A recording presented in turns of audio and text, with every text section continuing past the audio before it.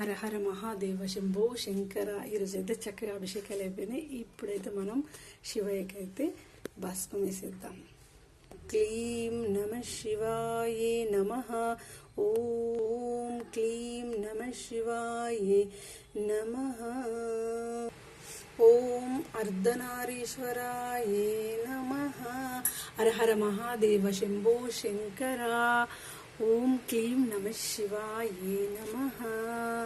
ఓం నమో లక్ష్మీనారాయణాయ నమః.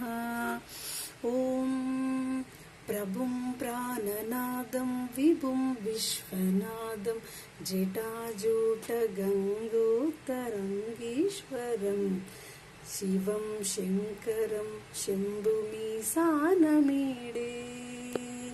హర హర మహాదేవ శంభో శంకర. అర్ధనారీశ్వరాయ నమః.